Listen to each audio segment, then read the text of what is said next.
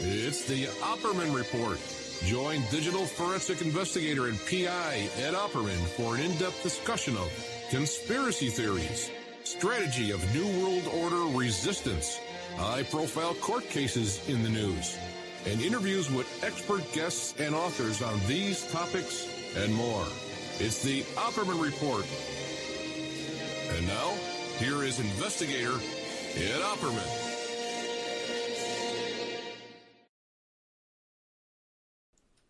Okay, welcome to the Opperman Report. I'm your host, private investigator Ed Opperman, and this show is brought to you by CartKing.com. Give me a call at 877-986-7771. That's cart-king.com. Have you ever thought about opening your own mobile cart or kiosk business? Perhaps your current business wants to add multiple point-of-sale locations across the country quickly. Maybe the facility you manage right now could kickstart revenue by adding coffee, food, or retail services. CartKing.com can be the answer to your needs. CartKing.com is a North American designer and manufacturer of the finest mobile retail, coffee, and food carts and kiosks money can buy. For 20 years, CartKing.com has been working with clients and corporations across America to provide indoor and outdoor carts and kiosks for any application, from large, heated, secure outdoor retail or food kiosks to smaller, more mobile coffee stations or coffee carts. CartKing.com designs and builds them all. You go to their website, you go to cart-king.com. You pick out the kind of cart or kiosk that you want. They help you design it, they custom build it, and then they ship it worldwide. You can't beat these guys. CartKing.com, 877-986-7771. Tell them Ed Opperman sent you. That's how you get a good deal. I'm Ed Opperman, president of Opperman Investigations, Digital Forensic Consulting. You can reach me at emailrevealer.com. You can go there and get an autographed copy of my book, How to Become a Successful Private Investigator. Okay, I've been looking forward to this. We have a guest on our show. I was a guest on his show a couple of times. It's Nathan Stolpman. I've been calling him Stolpman. Maybe because my name is Opperman. I think everybody's it's like me. But it's Nathan Stolpman, and his website is his YouTube channel is Lift the Veil. But I understand also too now he's on iHeart and iTunes and stuff like that as well, and these different podcast forums. He's got his own clothing line too, truthclothing.io. And we're recording this on September 11th, and he tells me he has some big sales. Maybe he can extend those to the weekend. Nathan, are you there? Yep. Nathan. There we go. There, I got myself off mute. Yes, I'm here. Oh. And thanks. Yeah, that sales all week. 10911 is the coupon code for at the website. Anyway, thanks for having me on. I was going to look up the first time I ever had you on my show.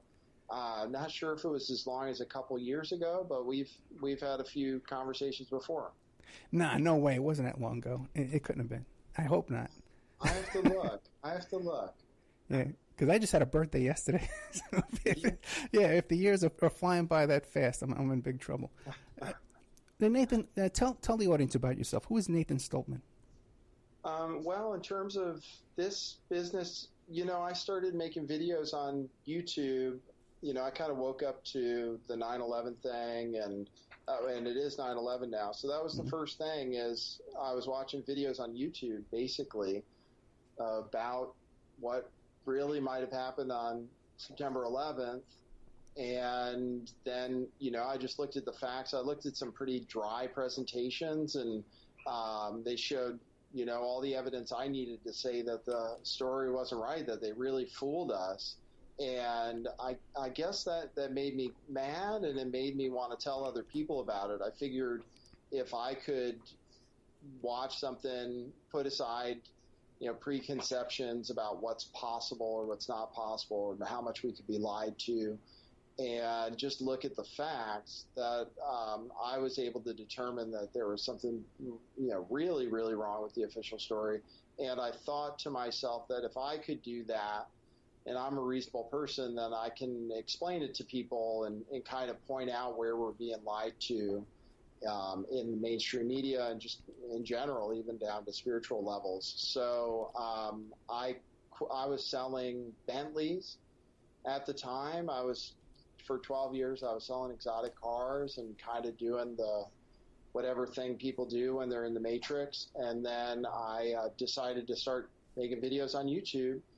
didn't know anything about it, and sort of made videos actually about things like Sandy Hook or the Boston bombings, false flags, hoaxes, what have you.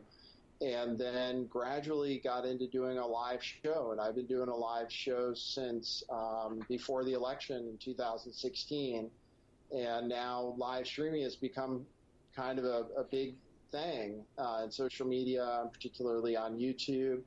And since I first had you on the show, I had probably 20,000, 30,000 subscribers. Now I'm up to 65,000 subscribers, and just enjoying it. People seem to appreciate it, and I love what I do, and I guess that's maybe the reason it's been it seems like it's working out right now, as long as they don't delete my YouTube channel, which I guess could happen at any time. It does seem like you have a gift for this, in not just the research, but then also to presenting the information on the fly. It appears sometimes, pretty much, right? Or do you do a lot of preparations before these live streams? Well, I do. I use this other platform, Twitch, and I'll be live sometimes for an hour or two before I go live on YouTube, preparing for what I'm going to present. But I just really enjoy the format of doing live presentations because I really feel like I'm talking to somebody in real time, and there's something about it that's kind of magical, and I really think that the whole concept of live video is really catching on, and people are starting to watch YouTube like they watch TV, and interacting with each other, and so it's a really neat thing to be a part of. Okay, I would guess you're about 40 years old. I am turning 40 in a few months. Oh, sorry. Okay. Yeah, you got it. A little under 40. Okay, and you're married and you have a cat. We have a cat that produces the show from behind me typically, and then my wife I imported from the UK with her Boston Terrier. So now we have two animals and an imported bride. So it's a full house. And you live in Southern California. We live on the Central Coast, near Pismo Beach. Ah, very nice. If you know where that's at, north of Santa Barbara, basically. Really, really nice. It's nice there. Nice weather and stuff. And besides YouTube and Twitch, the show is also on some podcast forums now, right? Yeah. You can, just by looking up Lift the Veil, iTunes, Stitcher, just like you have your podcast. Yeah, just search it there, and I want to be on as many platforms as possible because it's been so unpredictable on YouTube. I've had my channel deleted twice from YouTube, so it's been important to me to establish some kind of, some places where people can go to get the show in case it disappears from YouTube, which I had, an important video totally removed by YouTube recently, and then people just can't see it. So.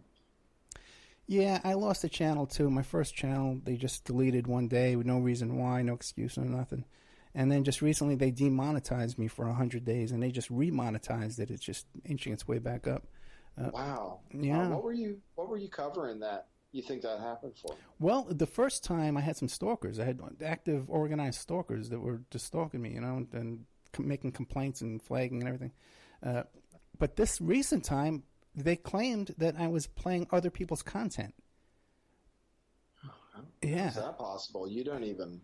I know. You don't really play clips. I know. And that's what their excuse was. And they just kept the money for 100 days, and then just, they started me back up again.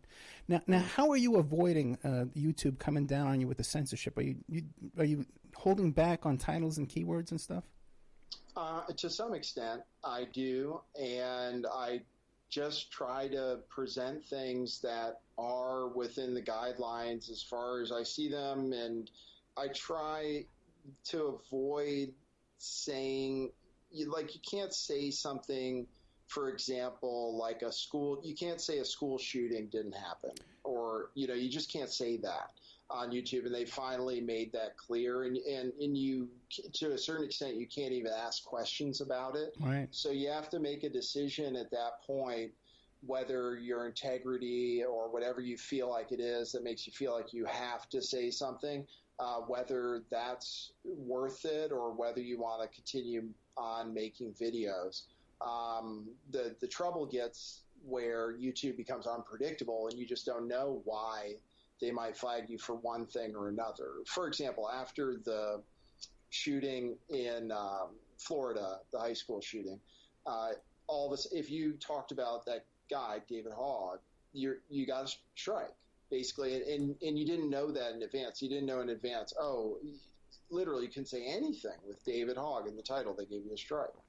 So it's things like that make it difficult to operate. And then the gang stalking, I've been a victim of that too, where I had another YouTube channel say to all of his followers to flag every one of my videos at one point, and then my channel, a week later was deleted. So.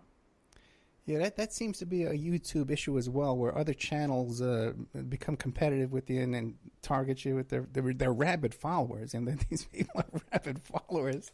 Oh my God, what do we get ourselves into here, man? I know, right? If I had known that I was going to have to worry about other YouTube channels making videos about me and people telling lies about me, just recently, because the latest coverage, somebody who's supposed to be a survivor just started saying, they were a victim of me, doxing them, and it's not true. It came out of nowhere, and the only communication I have with that woman was her stalking me, saying to me that she was going to hire a private investigator to follow me around, say I might see her around town, that kind of gangster, which maybe you've experienced too. And I wouldn't have known in advance, how you can get targeted and what you have to put up with. Yeah. So then you say you got started with 9/11. Ultimately, what kind of conclusion did you come to with 9/11? Ultimately, let's see. Well, I think because of the so-called dancing Israelis, right. And a lot of Israeli activity going on. I don't know if you ever saw the thing about the Israeli art students that were in there. It just seemed like it has Mossad fingerprints on it, just the way it was done, and so I think they played a big part in it. Oh, and then there was another story actually about a guy who in November of 2000 was at a Jewish cemetery and overheard men speaking in Hebrew saying the Americans will know terror when the planes hit the Twin Towers in September. So this guy claims that that's what he overheard said, and then he went to report it to the FBI, and said that he wouldn't say it if he couldn't be guaranteed protection, and they wouldn't guarantee him protection. And anyway, actually, one of the agents that met with that guy is tied to George Webb, by the way. So this is actually kind of interesting. So one of the agents, Robin Laird Gritz, was one of the two agents that met with that guy in June of 2001, before 9/11, a guy that supposedly had foreknowledge of it. And then as far as the conspiracy stuff, I don't think there were any planes. That's just my personal opinion based on the research I've done, based on the footage from the Pentagon, from Flight 93, there's just nothing there. And then as far as the physics for the airplanes going to the buildings, but I don't think it's that important to get into details. People will say, "Oh, you're crazy. How could?" So the main thing is the government knew about it. The media covered it up. And it wasn't 20, Islamic terrorists pulling it off by themselves with box cutters, Yeah, and it's important not to get too lost in the details, because right. They can throw in so many monkey wrenches all over the place. Yeah, people think it's directed energy weapons or all kinds of different stuff, but it doesn't matter. I mean, main thing is we were lied to. on a major scale. And it's important. There should be a new investigation. I mean, the investigation was a joke. It was a cover-up. Hmm. Yeah, you think now Rudy Giuliani, best friends with Trump, running around all over the place. You think that, since Trump is such a great guy, he's such a truther out there that, Anyway, okay. So now you mentioned, you might as well move on, right? You mentioned Robin Greitz. Okay, and matter of fact, pretty much the only thing I know about this is from watching the clips people sent me from your show. Give us a little background on Robin Greitz, and then we'll get into the whole Stu Webb stuff. Okay. So Robin Greitz. Okay, so what happened was, and I don't know if you looked into this, the impetus for this whole thing is that this woman, Jenny Moore, right, who went by Task Force and had a YouTube channel, was hanging out with George Webb, was actually apparently his lead researcher for almost a year, it turned out. And then it's disputed whether they might have been boyfriend, girlfriend, but he says they weren't, George Webb, that is. And she allegedly was looking into child trafficking and then was going to bring a suit involving a victim of Bill Clinton, basically someone who claimed to have been raped by Bill Clinton. And he's 26 years old now. And she had this victim and was going to present something, and she died. She suddenly died in her hotel room. And of course it was reported as if, she was looking at child trafficking. She had something on Bill Clinton. There's the Clinton body count, et cetera. People immediately suspect foul play. And then for some reason, this person, Robin Greitz, was listed as next of kin. And boy, it's actually kind of, I don't know how much to get into it because, to be honest, it's messing with something kind of serious. I mean, what we ended up showing is she was for some reason contacted as next of kin for Jenny Moore. Okay. And I was trying to figure out why that was. Apparently she didn't even know Jenny Moore's last name. And apparently the way she found next of kin was by Googling her phone number and getting her last name from George Webb. By Googling her phone number, she found next of kin and contacted them. So it's really, I couldn't figure out. It's like, why was she listed as next of kin? And then they changed the story. George Webb said, no, actually, George Webb says, I gave Prince George, he did this publicly on Twitter, I gave Prince George's County police your number to get next of kin. Again, I don't know why. She didn't even know Jenny's last name. Then it turns out this woman with a long FBI history, 16 years with the FBI, doing counterterrorism, working on major cases, including the plane that hit the Pentagon. Which I think there's plenty of evidence to suggest that wasn't a plane, but there should have been, first of all, footage from 100 cameras, which all I believe was confiscated. So she investigated that and the Boston bombings. And so I thought to myself, well, if she's a real whistleblower, which she supposedly is, why didn't she blow the whistle on 9/11, or the Boston bombings? And so I was asking those questions. Then we have her on her LinkedIn page. It says she's a senior fellow at the London Center for Policy Research,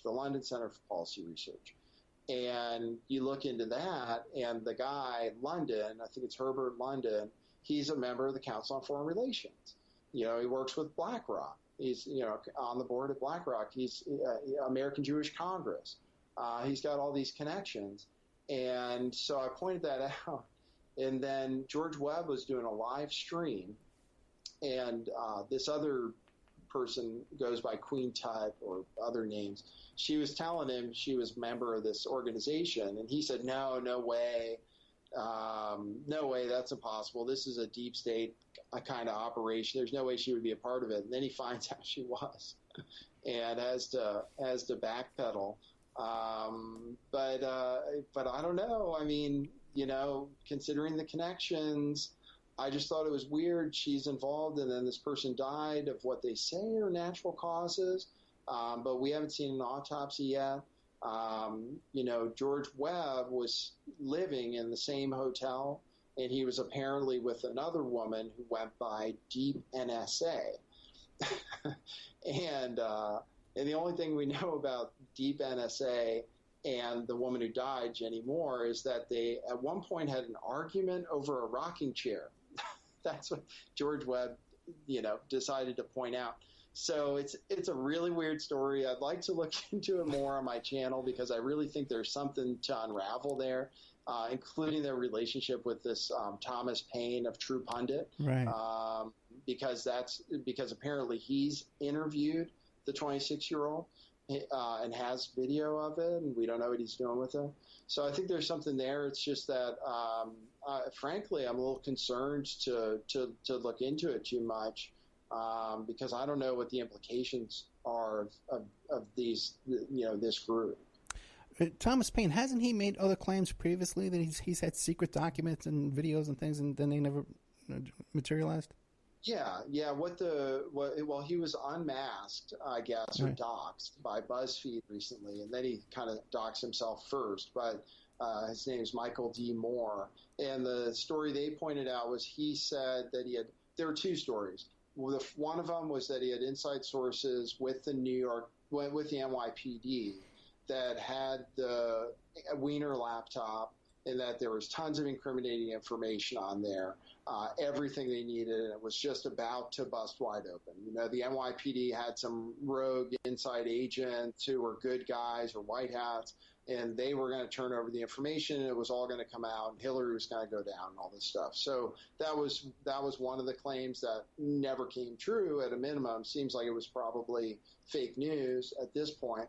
And then another claim that Lisa Page, in a closed testimony through unnamed sources, said that China had access to the emails, the Clinton emails. Right. And then after that, her lawyers came out and said that's patently false. One of the people who was there at the meeting also said that wasn't true.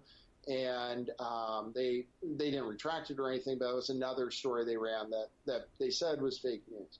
And then the same day, get this, the same day that BuzzFeed ran that article on Thomas Paine, and with the beginning of the story talked about how their story about Chinese hackers had been debunked. Later that afternoon, the Daily Caller published a new article based on unnamed sources saying that China had access to the emails. So it was almost like this, and then Fox News ended up running with the Daily Caller article, which I think was also fake news, Trump said it too.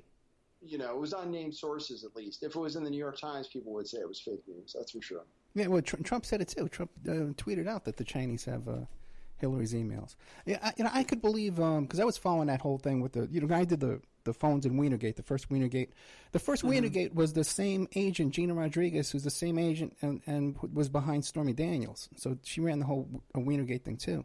Yeah, it's the same people. Interesting. And isn't it? Yeah. It's kind of crazy. Let's take a little commercial. But I'll just say this. I can believe, I was following that whole thing when Eric Prince was coming out making those hints, and Julianne was making those hints that they found all this stuff on her laptop. And I can almost believe that it's possible that NYPD and that New York FBI did find some really good dirt on there. But I don't believe that they would suddenly become white hats. I believe that they would save that for their own blackmail purposes if they did have that. It would be mine. It's just too valuable. Yeah. Yeah. Interesting. Yeah. Let's take a little commercial break. We're with Nathan Stolpman. Fascinating guy. I mean, I'm really enjoying this. You can check out, really, man, I'm really enjoying this. It's just like a breeze, I could just sit here and just, hardly have to work. Just kind of just sit in and enjoy myself. Nathan Stolpman, Lift the Veil. You could find it on YouTube, but it's on all different podcast formats too as well. Truthclothing.io, where we'll have him describe that when we get back. He's having a 9/11 sale for that. And I suppose you have Patreon and all that kind of stuff as well too? Yeah, Patreon, PayPal, everything is basically, slash Lift the Veil. PayPal.com/Lift the Veil, Patreon.com/Lift the Veil. We focus on the clothing thing. Just, my wife designs them, and it's something where we can actually provide something for the money. Yeah. So it's not, because people say, oh, you're e-begging or this and that. So anyway, we just have fun with it. Oh, I hate that begging stuff, man. I give them free. I give them extra shows. I give them extra content. Anyway, but now the clothes. Now this is stuff you actually sew yourself, or you use one of those cafe press type deals. We design it. And then we get them printed here, screen printed by hand here locally, and we stock them and ship them. Most people go through these services that do digital printing, but we're trying to run it as a business because we get a larger share of the profits if we actually do the work, and it's really screen printed, and we get to choose a really nice shirt. So people love it. It's almost like a little cult thing. And we have no marketing budget. I just advertised it on the show. So there you go. Yeah, free advertising. Okay, Nathan Stolpman, Lift the Veil. We'll be right back after these messages. And now a word from our sponsors. Check out CartKing.com, 877-986-7771. Have you ever thought about opening your own mobile cart or kiosk business? Perhaps your current business wants to add multiple point-of-sale locations across the country quickly. Maybe the facility you manage could kickstart revenue by adding coffee, food, or retail services, like let's say you own an office building or a warehouse. Put one of these carts there in the lobby. Well, CartKing.com can be the answer to your needs. CartKing.com is a North American designer and manufacturer of the finest mobile retail coffee and food carts and kiosks money can buy. For 20 years, CartKing.com has been working with clients and corporations across America to provide indoor and outdoor carts and kiosks for any application. From large, heated, and secure outdoor retail or food kiosks to smaller, more mobile coffee kiosks or coffee stations, coffee carts, CartKing.com designs and builds them all. Carts and kiosks are fun, and so are the dozens of designs on the website, CartKing.com. Please visit today at CartKing.com or just call them at 877-986-7771. Tell them Ed Opperman sent you and you get a good deal. Remember, all these shows on Awake are brought to you by emailrevealer.com. You can go to emailrevealer.com and get a copy of my book, How to Become a Successful Private Investigator. You also do all the kind of different services for you. Online dating service investigations called an online infidelity investigation. And that's where you give us your husband or your boyfriend, your girlfriend's email address, and we trace it back to their online dating websites, and we return a list of all the dating sites that email is registered to. We can expand on that investigation and trace it back to porn sites, escort service sites, swinger sites, gambling websites, and even prescription drug websites, and all kinds of digital forensics, computer and cell phone digital forensics, where we can recover deleted content from an email or a hard drive and produce a report for you that you can use in court. That's emailrevealer.com, or you can contact me at oppermaninvestigations@gmail.com. The Opperman Report is brought to you by SubhashTechnosis.com. Subash Technosis is a search engine optimization and website design company. They're located in India, so you're going to save a lot of money and get top quality service. They offer all sorts of business process outsourcing, data entry, banking BPO services, recruitment process outsourcing, software testing, offshoring, research network, customer care, press release, content writing and distribution, and much, much more. Now, you can get a hold of Subash Technosis by email at info@subashtechnosis.com. Their website is www.subashtechnosis.com, and their Skype is ANUSHASUBASH.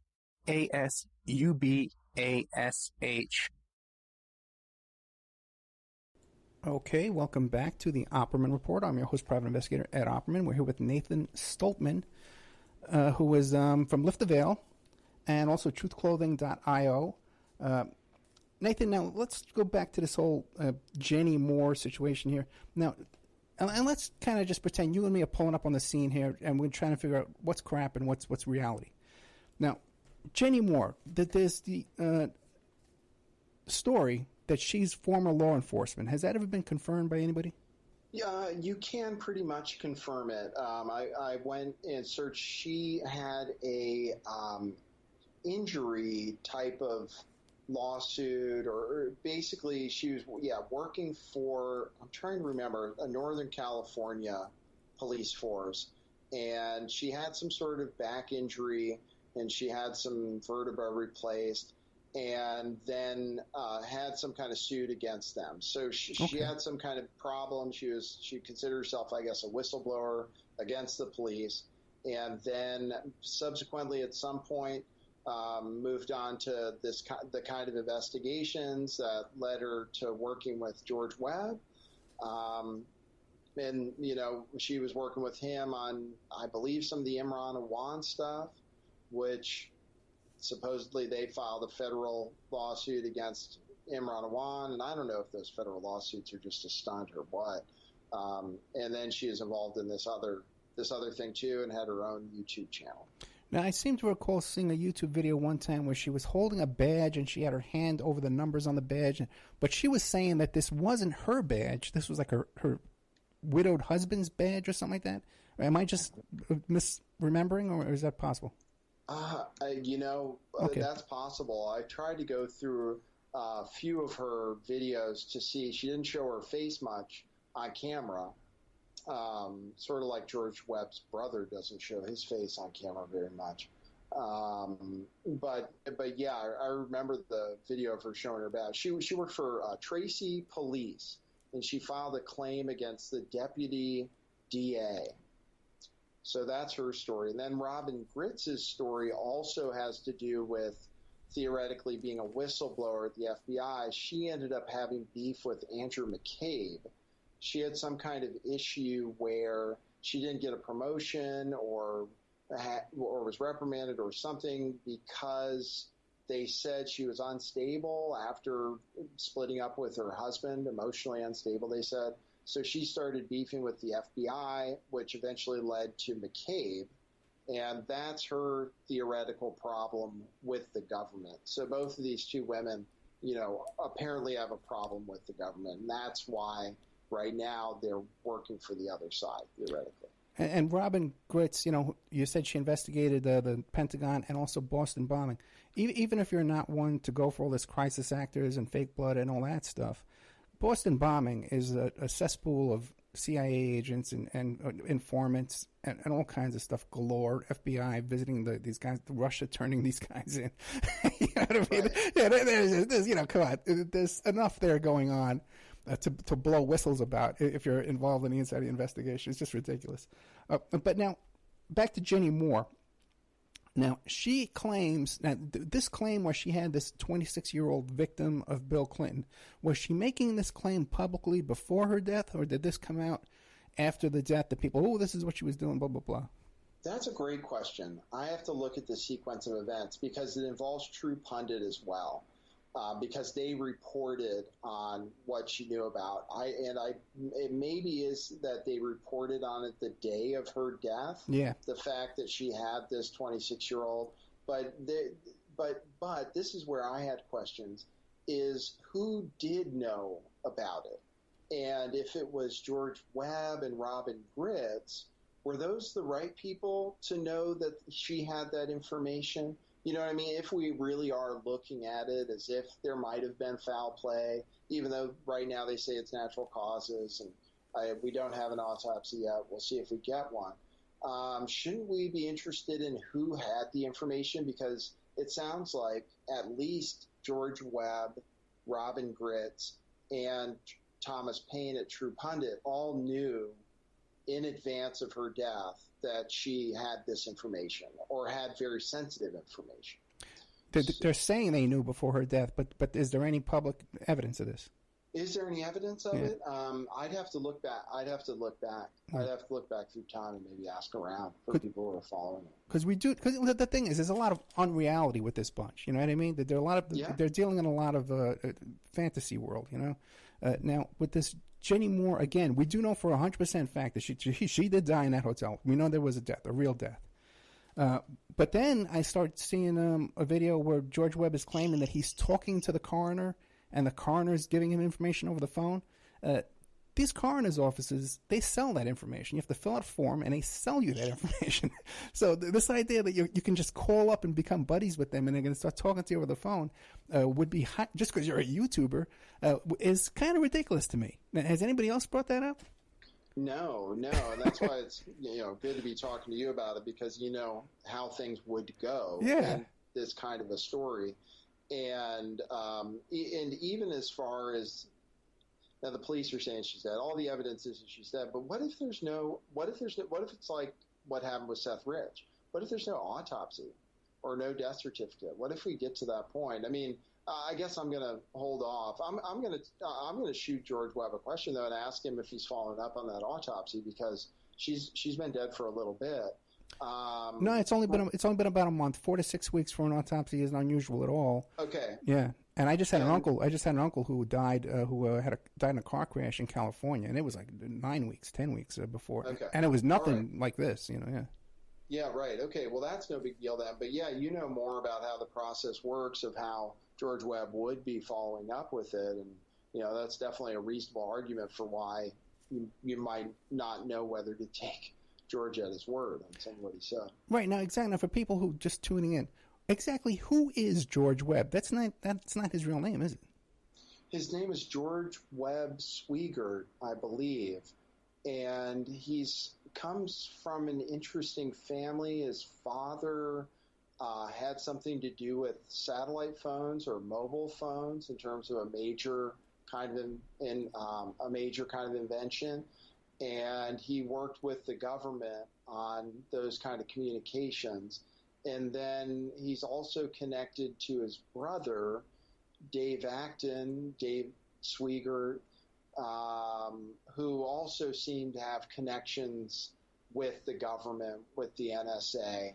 I got a letter, when I got into trouble with George Webb and Dave Swigert.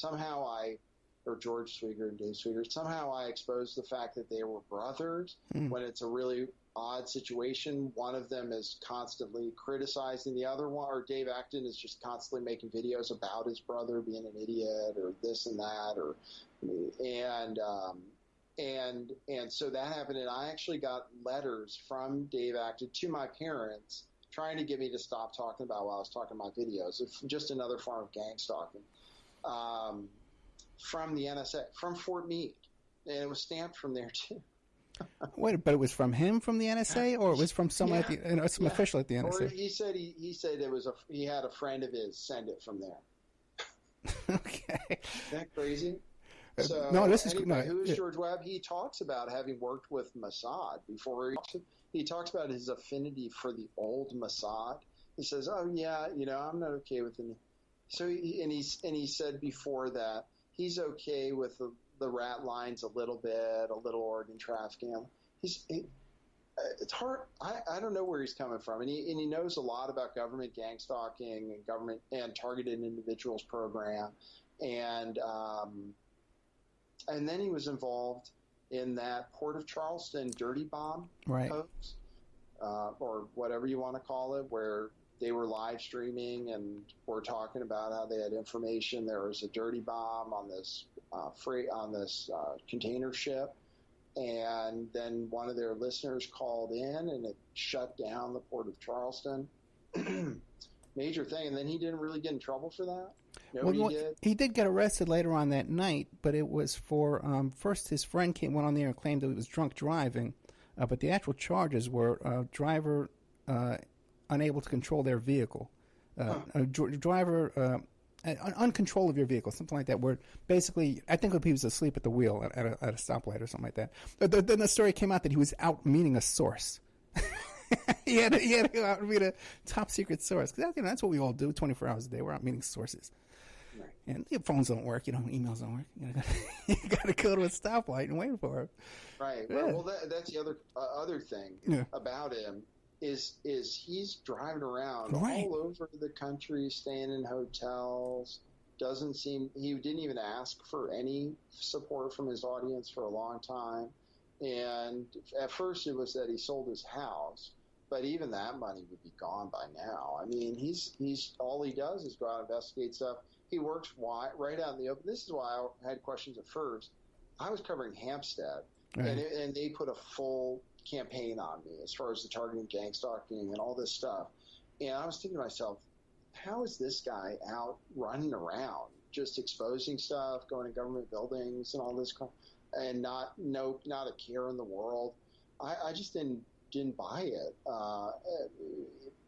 back when he was covering Seth Rich even. So I don't know what he is, who he is. Like I said, it's not that advisable. I don't even know if it's that advisable to talk about it, because I think it's I think there's this thing on YouTube where there are people that are, planted there to seem as if they're truthers, and then they're not, and they're actually something else. I don't know if that's the case with George Webb, but there is. I don't know. But there is some drama with him and his brother. Now, are they friends, or this is a Mutt and Jeff act, or are they really? Is there a dispute between the two of them? Have you come to any conclusions with that? The way it is on YouTube, and I had Dave call into my show just the other day because I was talking about Robin Grits and stuff. He says he's got some kind of federal lawsuit he's trying to file against exactly the people that I was looking at, which was George Webb, Robin Grits, Thomas Paine, and then I think Jason Goodman. He was saying they're involved in some kind of conspiracy to fool people on YouTube, pretty much. And wrapping into that the way the Dirty Bomb shutdown of the Port of Charleston went down. So he claims to be exposing his brother, and he used to do that without anybody knowing that it was his brother. And that was where I got in trouble for exposing that thing. And in all this, has there ever been actually something that George Webb has ever exposed or revealed, anything? Well, I mean, you could argue, I guess, that his investigation into the Awan brothers could have you could argue that had something to do with the Awan actually being prosecuted, but of course it was a total sweetheart deal. There's no justice there at all for a spy ring.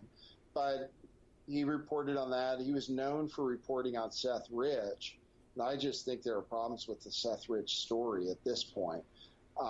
He was known for that. And as far as exposing anything new, no, I don't think so.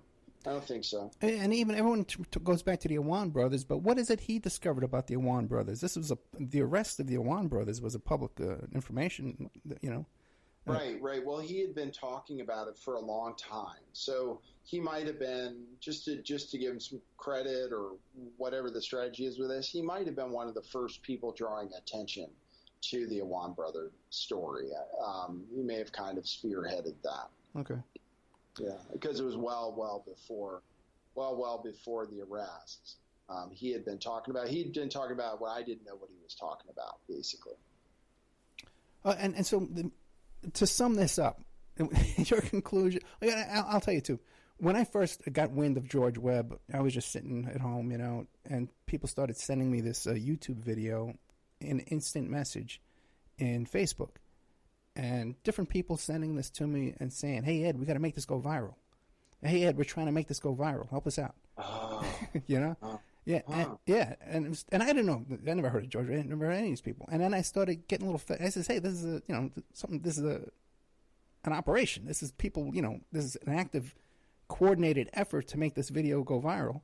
And they're contacting me out of the blue. And these are people who just friended me, who somehow know I have a radio show, so they've heard of me before, but I've never heard of them. And I actually blocked these people. I was blocking them left and right, and a new one would pop up a couple of days later. Yeah, that was my first experience with all that, and the same exact thing happened with those guys down in Tucson, the veterans on patrol. Right.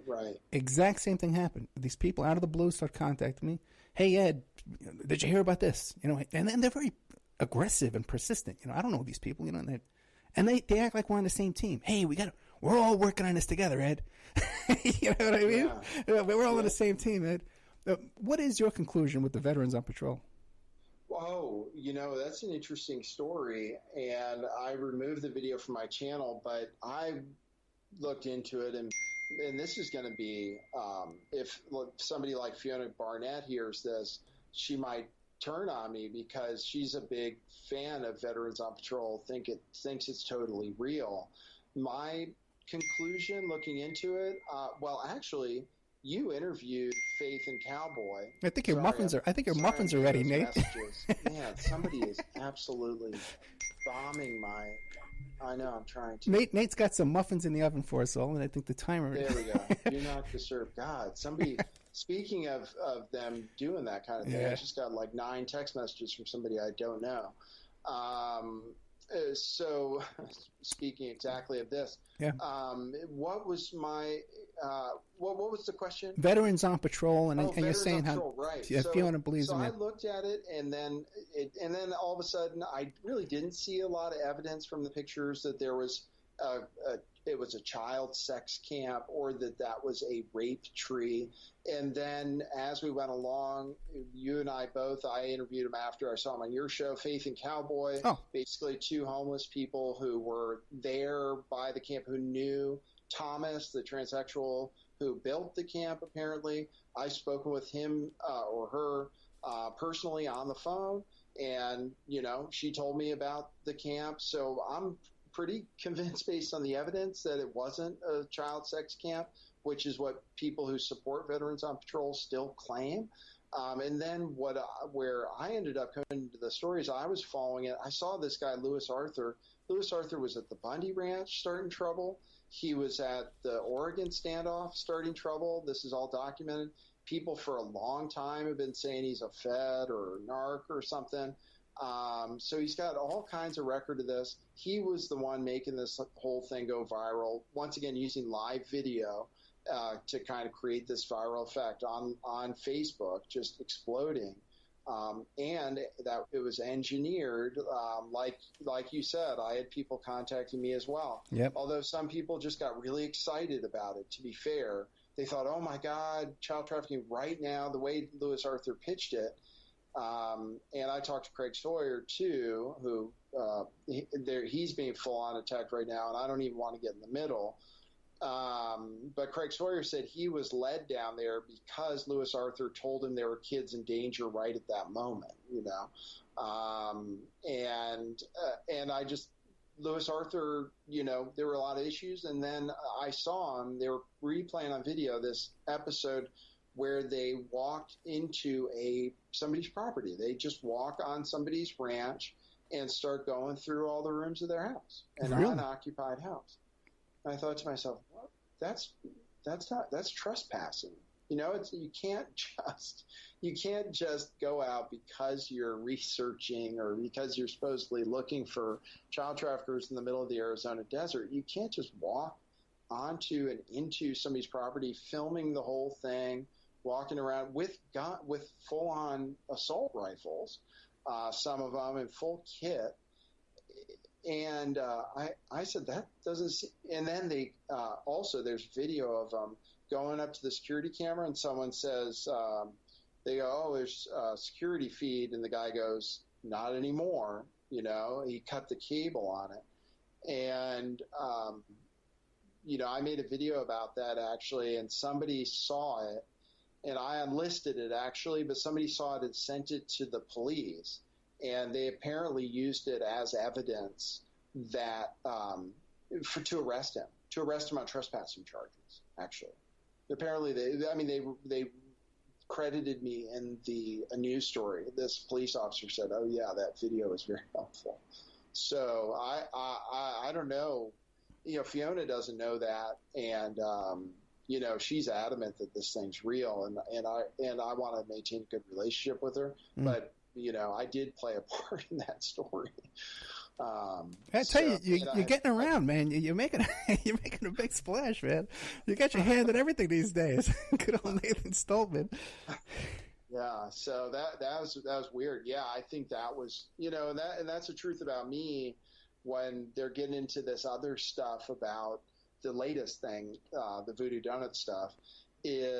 Well, let's get to that in a minute, because I did you see my show that I did about the Millers and Bundy Ranch? No, I don't think so.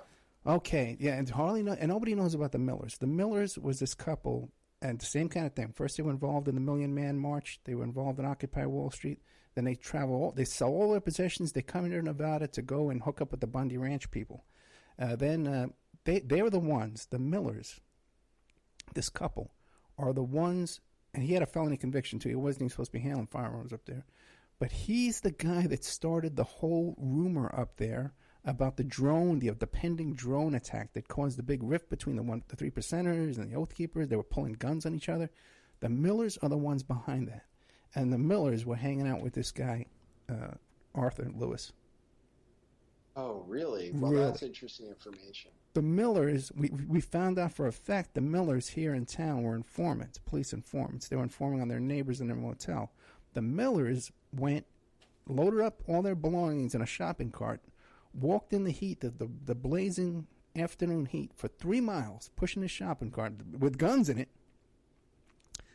show up at a CC's Pizza, and somehow these two characters ambush 2 Las Vegas Metro Police Department cops while they're eating lunch.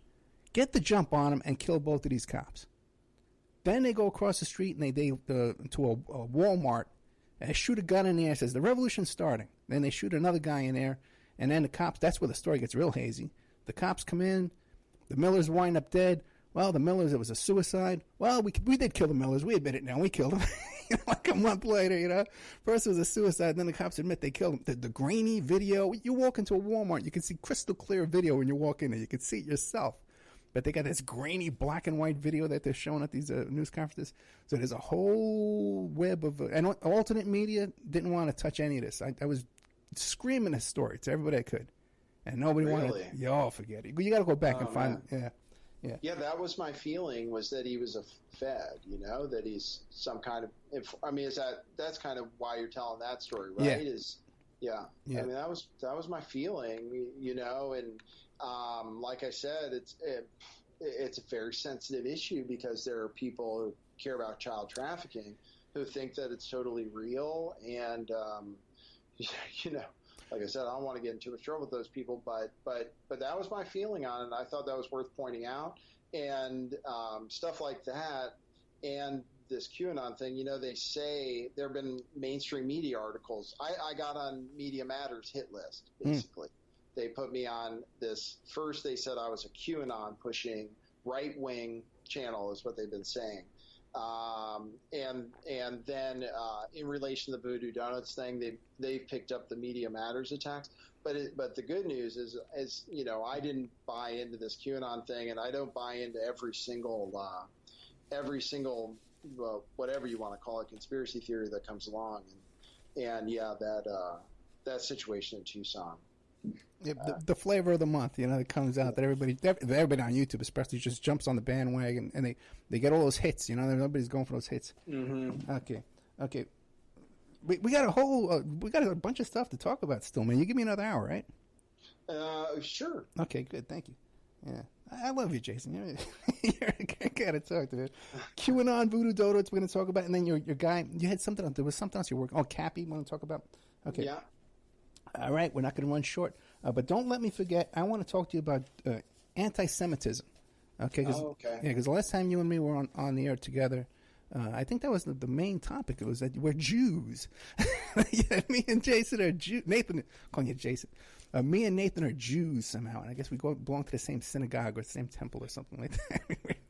Are you Jewish, Nathan? No, I'm not.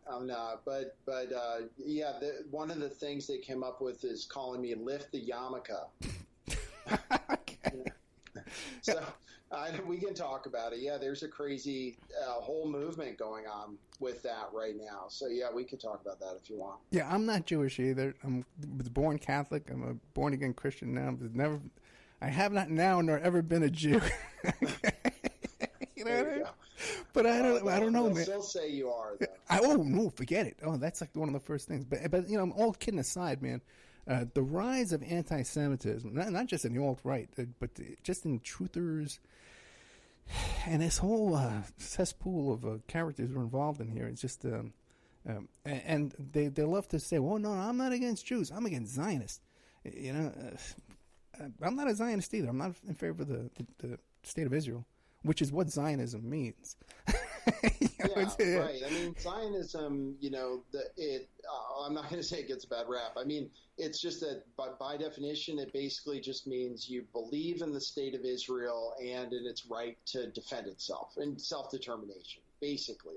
But in reality, Zionists are in favor of, basically a one-state solution, the Greater Israel Project. I object completely to Israel's, the government of Israel, and actually a lot of things culturally, and there are things culturally about the Jews and the way Jews are raised, particularly in Israel, where they end up with no sympathy for other people, kind of, and no sympathy, because it's not just the government in Israel, it's also the people that don't revolt against what the state is doing. So yeah, that's where it gets really weird. Is I talk about the things that those people should care about, and then they still come out and attack me.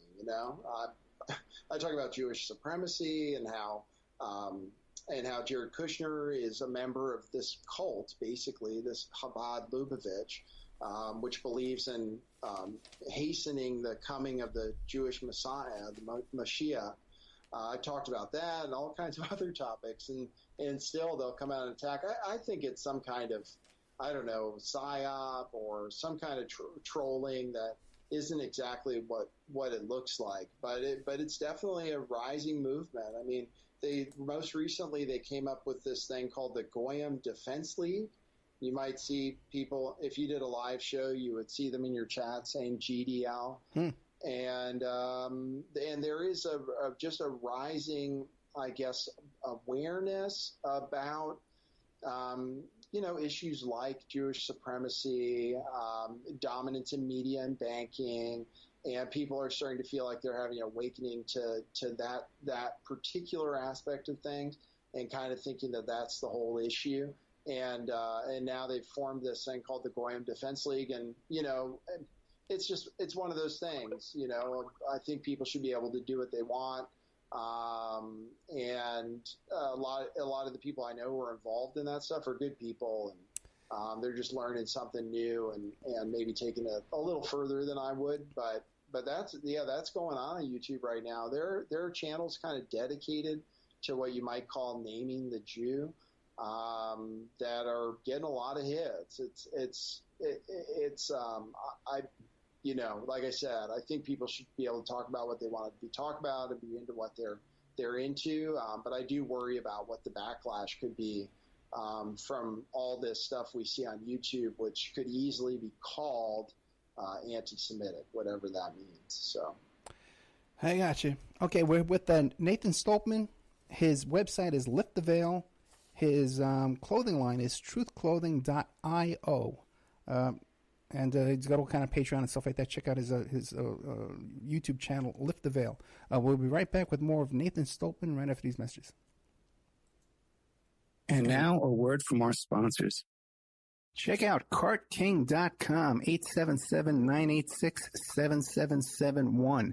Have you ever thought about opening your own mobile cart or kiosk business? Perhaps your current business wants to add multiple point-of-sale locations across the country quickly. Maybe the facility you manage could kickstart revenue by adding coffee, food, or retail services, like let's say you own an office building or a warehouse. Put one of these carts there in the lobby. Well, CartKing.com can be the answer to your needs. CartKing.com is a North American designer and manufacturer of the finest mobile retail coffee and food carts and kiosks money can buy. For 20 years, CartKing.com has been working with clients and corporations across America to provide indoor and outdoor carts and kiosks for any application. From large, heated, and secure outdoor retail or food kiosks to smaller, more mobile coffee kiosks or coffee stations, coffee carts, CartKing.com designs and builds them all. Carts and kiosks are fun, and so are the dozens of designs on the website, CartKing.com. Please visit today at CartKing.com or just call them at 877-986-7771. Tell them Ed Opperman sent you and you get a good deal. Remember, all these shows on Awake are brought to you by emailrevealer.com. You can go to emailrevealer.com and get a copy of my book, How to Become a Successful Private Investigator. You also do all the kind of different services for you. Online dating service investigations called an online infidelity investigation. And that's where you give us your husband or your boyfriend, your girlfriend's email address, and we trace it back to their online dating websites, and we return a list of all the dating sites that email is registered to. We can expand on that investigation and trace it back to porn sites, escort service sites, swinger sites, gambling websites, and even prescription drug websites, and all kinds of digital forensics, computer and cell phone digital forensics, where we can recover deleted content from an email or a hard drive and produce a report for you that you can use in court. That's emailrevealer.com, or you can contact me at oppermaninvestigations@gmail.com. The Opperman Report is brought to you by SubhashTechnosis.com. Subash Technosis is a search engine optimization and website design company. They're located in India, so you know you're going to save a lot of money and get top quality service. They offer all sorts of business process outsourcing, data entry, banking BPO services, recruitment process outsourcing, software testing, offshoring, research network, customer care, press release, content writing, and distribution, and much, much more. Now, you can get a hold of Subash Technosis by email at info@subashtechnosis.com. Their website is www.subashtechnosis.com, and their Skype is ANUSHASUBASH.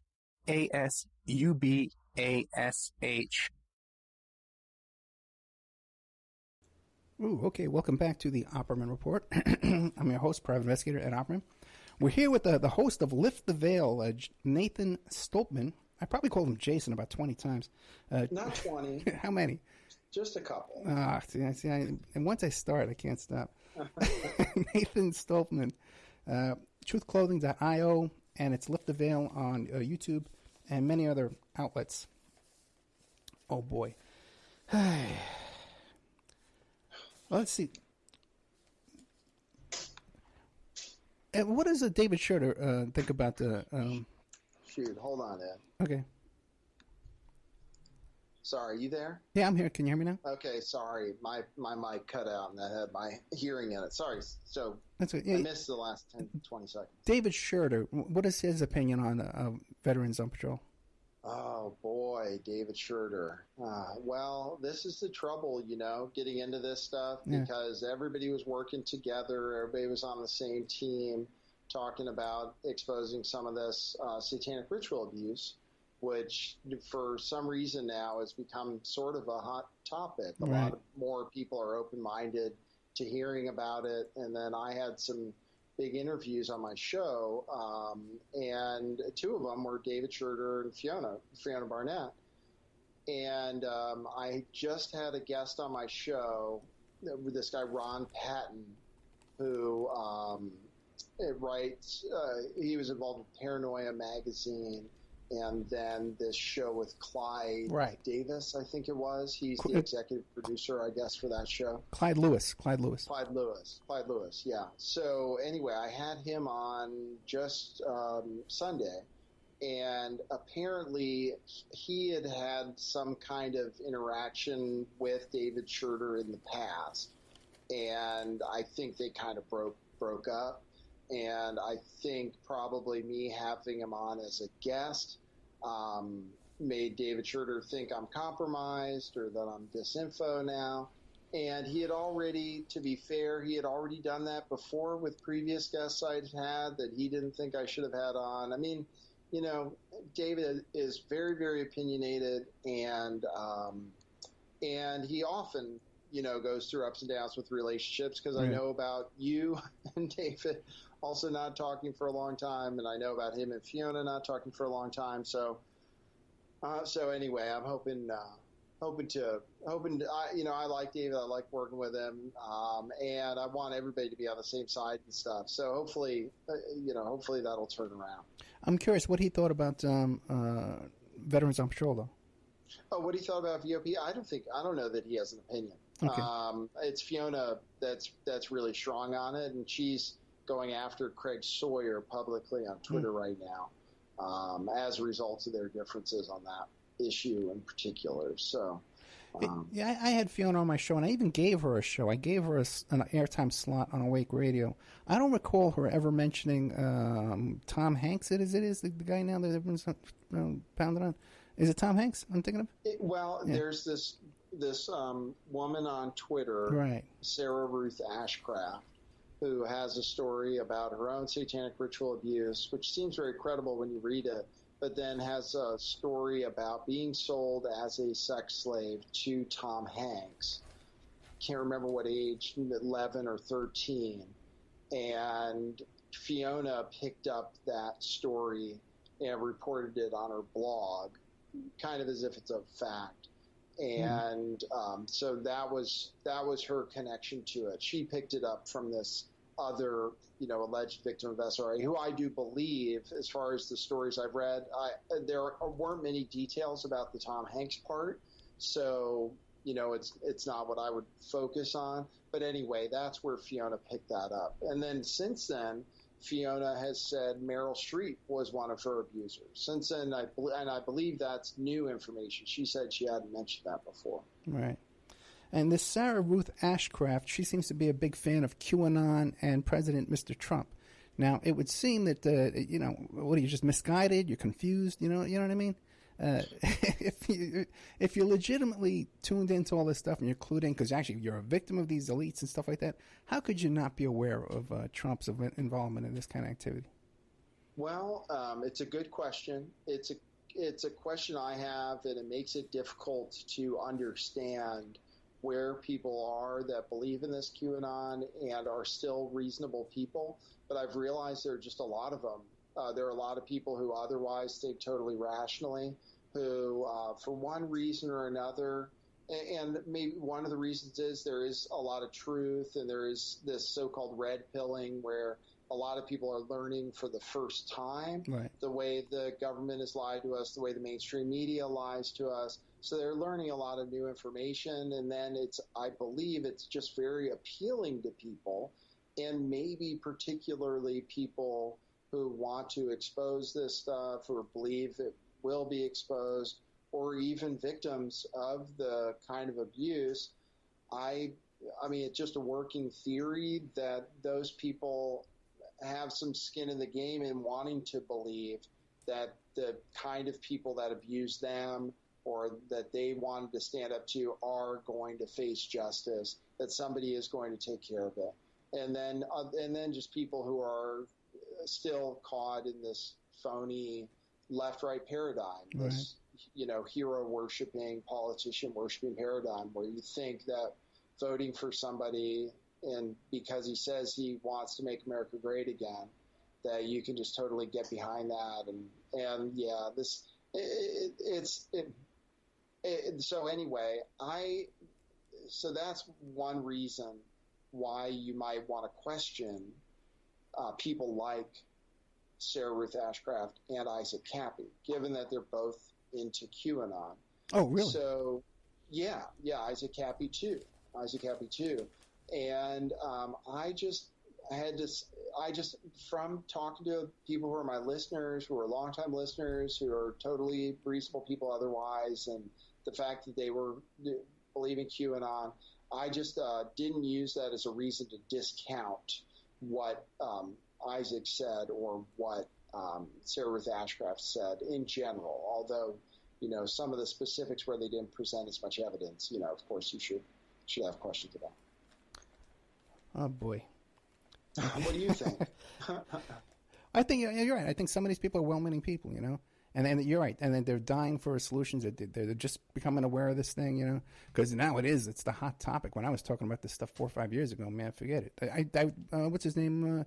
Keith Rowland wouldn't let me on the Art Bell station. They were going to carry my show on there. And the first story was about the Franklin cover-up. And I'm not going to put that on my station. But who's talking about that kind of stuff? Pedophiles. Who's talking about that? You know what I mean? Nobody wanted to talk about this stuff at all. So I tell you. No, what a weird thing, because I've been talking about it at least for a little while since I was looking into Pizzagate, but then specifically when I started to get into the Hampstead case, right. Rather in depth, multiple episodes. And that was spring of 2017. And you can see I did interviews after that with David Schroeder and stuff. You can see not that many people were watching that stuff. I mean, people were interested, and it would keep the views would keep trickling in. But it definitely wasn't something that brought you views. It wasn't the kind of thing that was trending. And now, through maybe this, there's a weird unfolding of events, and it definitely included Isaac Cappy. But whatever that did, it just exploded interest in people learning about whether this stuff might be true, and somehow being more open-minded than they've been in the past. And I'm not sure what that's a result of. It was a weird unfolding of events. Yeah. It started, I think, with the Twitter stuff, exposing the guy from Guardians of the Galaxy, James Gunn. I think it kind of started there with Cernovich, and then it kind of built up steam as people were digging up more of these references to kind of pedophilia and it being under the surface. And then the Sarah Ruth Ashcraft thing happened with the Tom Hanks story, and then that exploded. And then Isaac Cappy came out, and basically it was what he said about Spielberg, but then everybody else, that all of a sudden exploded this interest again, and people believing that there is some sort of widespread conspiracy of pedophilia, of child trafficking, et cetera, at the very highest level. Yeah, and I don't think there's any doubt about that. Going back to McMartin and the Finders and all this stuff, it's right there in your face. The West Point, the Aquino, all this stuff. I don't think there's any doubt, that there's a whole organized and blackmail is being used in all this, and there's this blackmail with the Epstein, and the Mossad is running interference for Epstein. We know all this, but then when it becomes so obvious, and they just start throwing these red herrings up, you know what I mean, to make us look stupid, I guess. Or even like I told you off the air about how I was contacted about a big case, and it turned out to be all, it was leading nowhere, and then the guy faked his own death, and then I found out later on the guy was arrested in front of my house, Wow. like 2 years ago. You start, that I'm on the radar for a long time, and they've got long range plans for you. Yeah, no kidding. Well, I've seen some of that stuff. Yeah. And I've been approached, I know, with stories that aren't real or that aren't going anywhere, that they think I would be really excited about. And it's hard necessarily to distinguish, but there are a lot of ways they kind of give themselves away too. But yeah, there are a lot of those things. Or did you bring that up because you think Isaac Cappy kind of might be something that's a distraction or a way to make people look bad, or was that a separate thing? It's pretty much a sepeparate thing. My only Okay. concerns with Cappy, my main concern with Cappy, is that business about that he admits that he was committed. He was, you know what I mean? He had that incident. He does admit that? Yeah, well, yeah, doesn't he? Wasn't it his own post that he wrote that where he had that incident where the cops took him in a voluntary commitment? I missed that, and I've heard a lot of criticism about really? Isaac Cappy. So that's that would be news to me. You could go ahead and email me something if you happen to have anything on that. No, I didn't hear that particular thing. Okay, then why don't you describe the whole? Because since you're in contact with this guy, let's just assume that my that part that I believe that there was he told a story about how. He called the cops, and then the cops took him in for a voluntary commitment to be evaluated. Oh, I see. Yeah. I see. Well, okay, that may be the case. I know he called the police because I think because he thought he was being gang stalked or something, and talked to them about what was going on. Either that, or the police were called to go to his house after he put out a tweet about it raining 50 caliber bullets in the Hollywood Hills, a stupid tweet he put out. And, I guess that might have happened, and I missed just the detail of him saying he was voluntarily committed for questioning. But yeah, they probably did evaluate his mental health. So that's not something that would necessarily concern me. I mean, I think he was saying he was evaluated, and they determined that he's just fine and had him go home, pretty much. I think there are a lot of things people can criticize about Isaac Cappy, but he's stayed really consistent. I think his heart's in the right place. This is my read on him. I don't think he's a disinformation operation. In other words, I don't think it's a way to make people look bad. I think, he's just got a particular character about him. It's the way he is. I think his story about Seth Green stays very consistent, and there's other evidence that maybe backs up what he says. And then the other stuff that he doesn't have any evidence for, I don't know if anybody can say any of what he said was not true. It's just he didn't have any particular evidence to say Spielberg was a pedo or what have you. Well, why don't you describe to us who Cappy is, what his story is, and how he came into contact with you? Oh, sure. Well, he basically started telling stories on Periscope, as far as I know, which is live video on Twitter. It's just their app for live video on Twitter.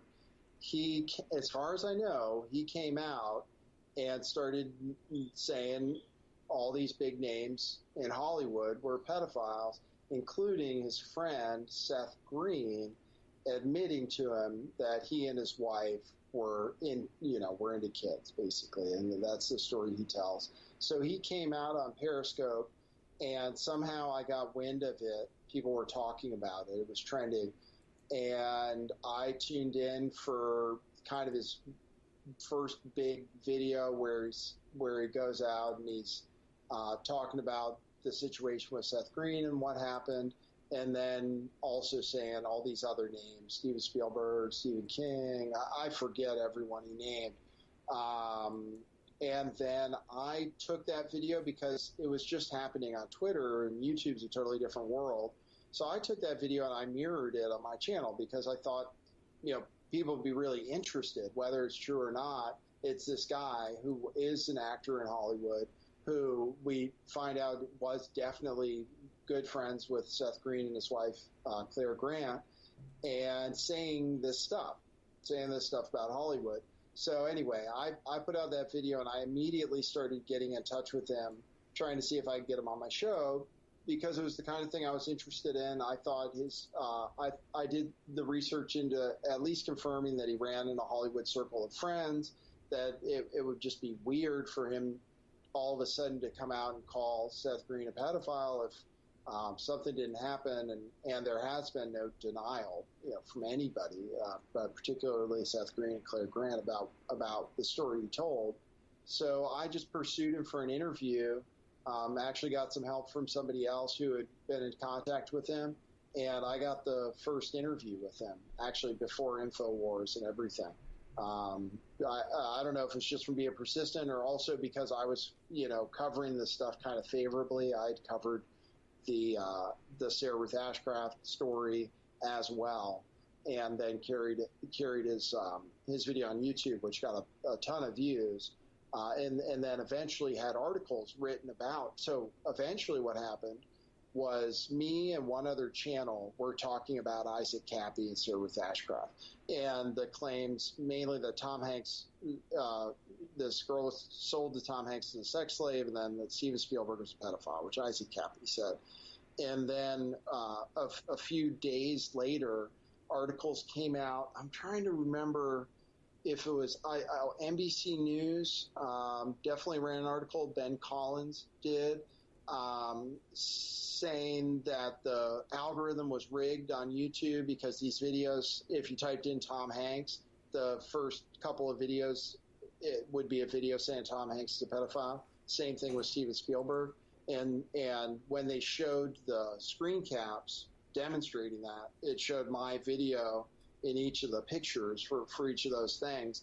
So they ended up targeting those videos, basically trying to pressure YouTube, I believe, into censoring them, which they didn't do, but I actually deleted the videos that were featured in the article just in case.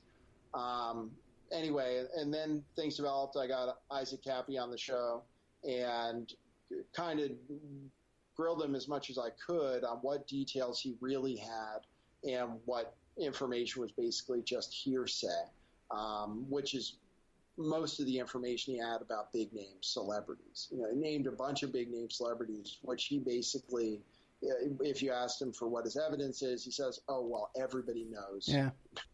Everybody knows that. Which to give him credit, I mean, I think a lot of people think all the names he's mentioned that there is some evidence. Spielberg, this Crispin Glover essay about Spielberg from years ago. Crispin Glover was in the Back to the Future movies, or at least one of them before he quit. He had said something about Spielberg and little kids. And then there's this story about Heather O'Rourke with Spielberg, which is very suspicious. And then him with Drew Barrymore and those clubs. And also that Australian boy too, that story. Yeah, so Fiona told me about that, and I couldn't find the story, but I think she told me about he claimed to have been raped by Spielberg and George Lucas. Is that right? There's a boy who was a stand-in, and I believe it was Spielberg, flew him into the United States and stuff like that. And who needs a stand-in from over there? You know what I mean? From Australia. But soon as Spielberg met him, he says, "Oh, I got to have this kid." And that's the story. Huh. Wow. Yeah. Fiona told me there was an Australian who had the story about. Right. She said Spielberg and Lucas, and I was wondering if there was anyone out there. So there's at least one person out there who claims to be a victim of Steven Spielberg. So. And it's interesting that Lucas bought up the Presidio base over there with all those underground tunnels where the whole Presidio daycare center thing took place. Oh, wow. That's interesting. I didn't know that. He bought that whole Presidio. Huh? Yeah. Yeah. So your conclusion on Cappy is, you dealt with him off the air too, right? Yeah, I dealt with him off the air. I think I'm supportive, basically. I mean, I could criticize the way he presents himself or how often he goes on, but to be honest, I think he wants to expose Hollywood pedophilia. I believe that. I don't think he's a disinformation agent. I think he's a genuine person, genuinely doing what it appears he's doing. So, and as far as I'm concerned, it's kind of on the same side as I am. So, okay. So I guess Voodoo Donuts. Did you get a chance to listen to that show I did about Voodoo Donuts? Yeah, I started to, at least. It was with Illegal News, illegalnews.net or something. And I saw that come up when I was searching for previous stories about Voodoo Donuts and child trafficking. And that's what came up as a resource. The only thing about it was the only evidence I saw from those claims was kind of stuff about the symbolism, right, about the slogans. Not really anything. And then there was a strip club that was loosely related to Voodoo Donuts where there was a 15-year-old stripper or something. And they looked into that for sex trafficking. But there wasn't much. What did you think? You mentioned what I was really interested in was this connection to Stratford that you mentioned. On that show, but then I couldn't find any evidence of that connection. So this guy just on your show just kind of mentioned they had the location in Austin and then some other things, but yeah, and he was a little. I know what you're saying. He was a little thin. The guy was a little thin. Yeah, his research, and he was a little frantic in his work too. Since that time, though, in my work, not radio stuff, but my professional work. I've come across some online comments of a guy who said he was a teen prostitute, and he worked at a Voodoo Donuts. No way. Yeah. Well, yeah. If you have that information, or I could send it to you privately. Okay. You know what I mean? Right. But we can't because it's involving other work, and that I can't. Oh, I see. Okay, put so out I in wouldn't public, be able to present it publicly to people, but you can at least. I can send it to you privately. I can take a screenshot and send it to you privately. Okay, but I couldn't show it to anybody. So you can, but you can say, well, I mean, what's the nature? It's a conversation. It's a conversation between two guys on Facebook, and one guy was saying about how when he was a homeless teen in Portland, he used to work. He used to turn tricks out of Voodoo Donuts. No way. Yeah. Wow, that's crazy. Yeah, I mean, there's a full-on attack on the guy I had on my show, Michael Whalen. Okay. Full-on attack from everybody trying to discredit him. But I hear more and more stories. Portland is, for one thing, a hub for child trafficking. Oh yeah, it might be the number one in the country or number two. So that's no joke. The symbolism of Voodoo Donuts is, I mean, their main symbol does have basically the little boy lover pedophile logo that the FBI identifies. Not that that's hard evidence, but there are tunnels under that place. There end up being these really crazy connections. Really crazy connections. First of all, Macaulay Culkin was apparently at two of these events where Michael Whalen, they call Vegan Mikey, said he witnessed child sex abuse, or as close as he could to actually seeing it happen. He put Macaulay Culkin at 2 of these parties, and you can definitely connect Macaulay Culkin directly to this club, Dante's, which is satanic.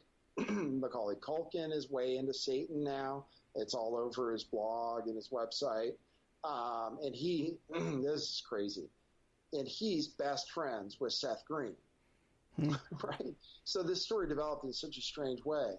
And then on top of that, it connects to Pizzagate, because there are 3 individuals in the Portland area who Michael described as making child coffins or being coffin makers, that said to him that they were involved with Comet Pizza, Elefantis and Comet Pizza in D.C., and that they got away with it then, and they were going to get away with it in Portland.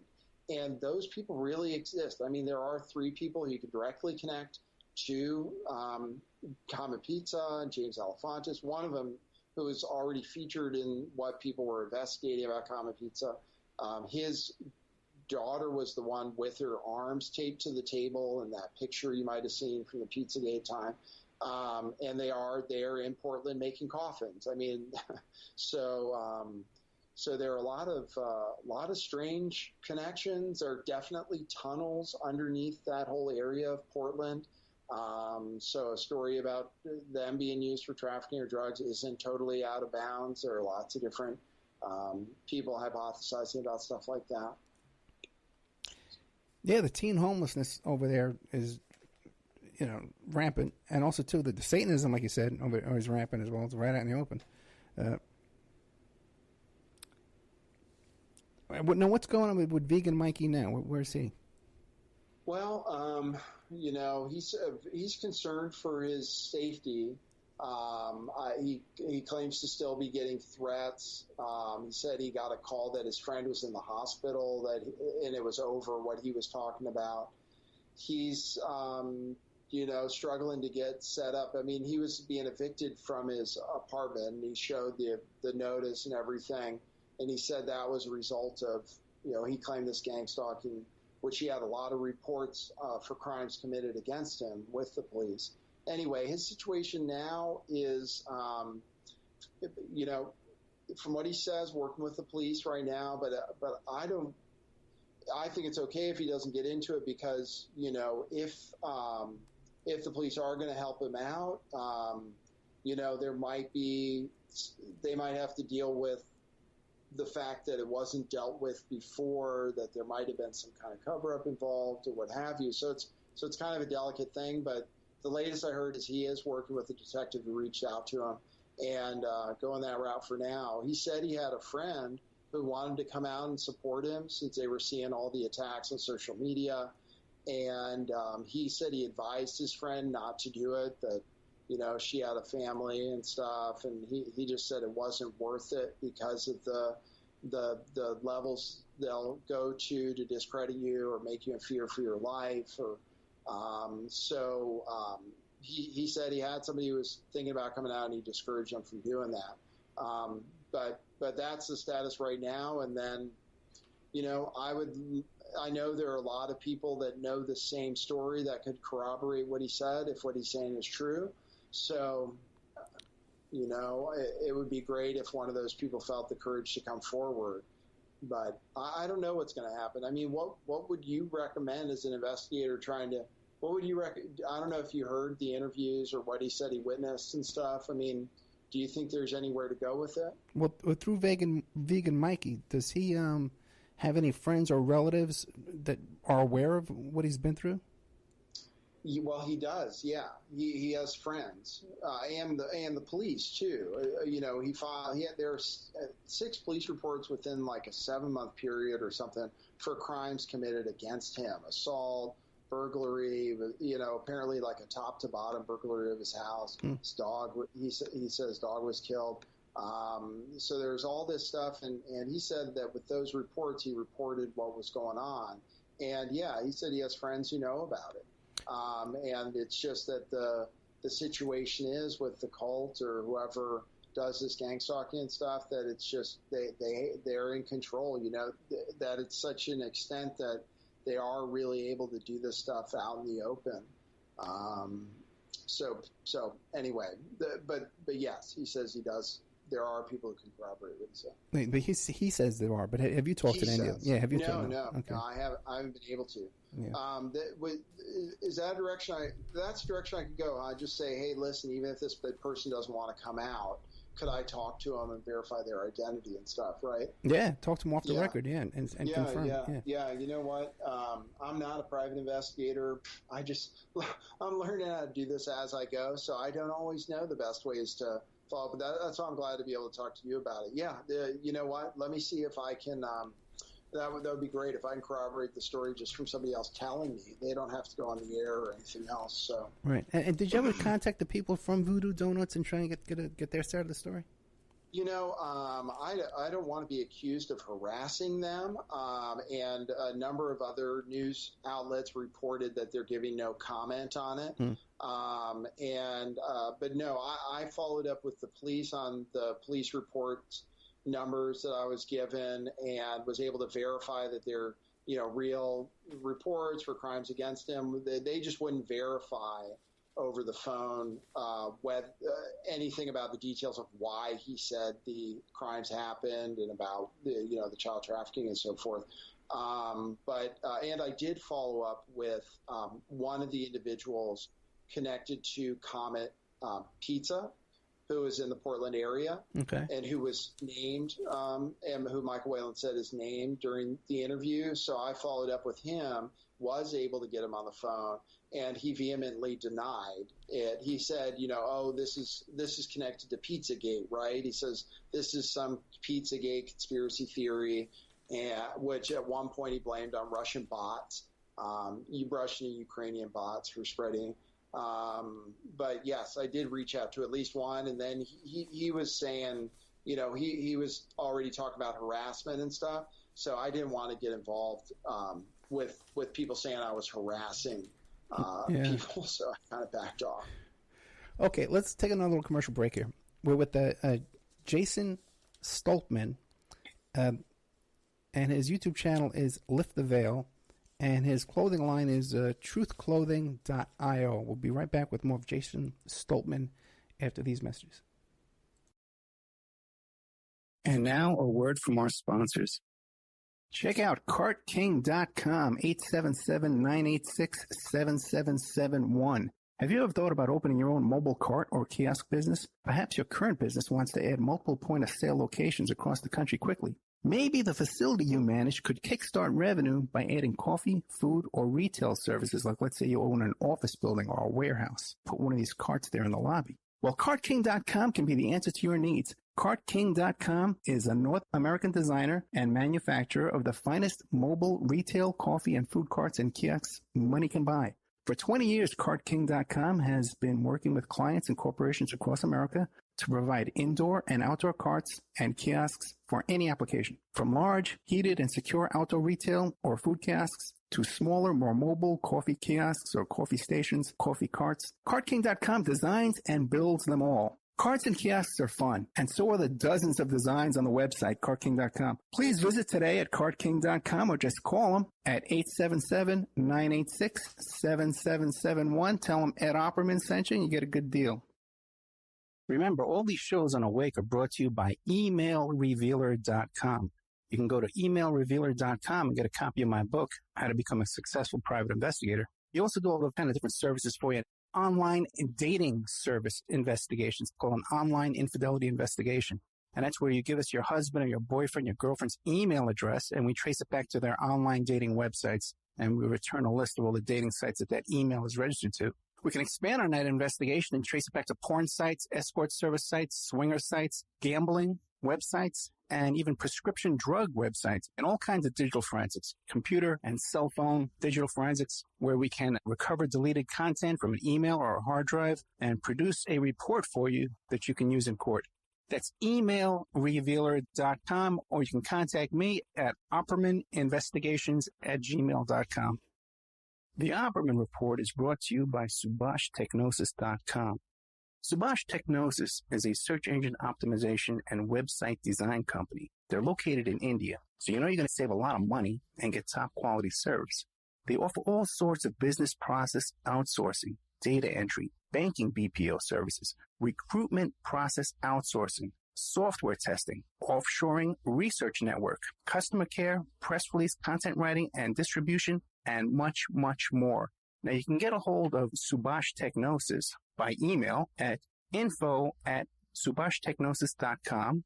Their website is www.subashtechnosis.com, and their Skype is ANUSHASUBASH.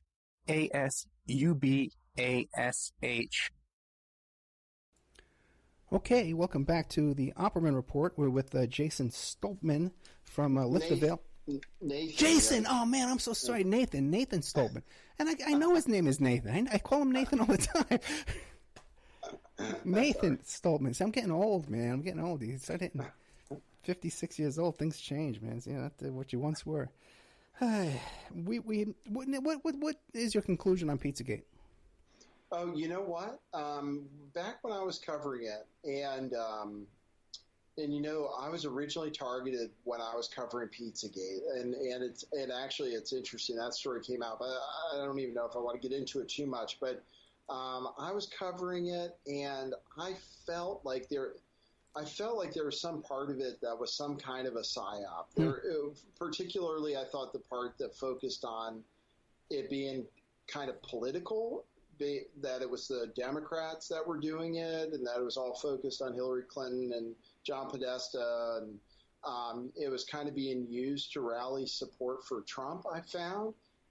Even though kind of at the time I did support Trump over Hillary Clinton, you know, the things he said, if he had followed through on some of those things, that wouldn't have been bad. I mean, better than Hillary Clinton, basically.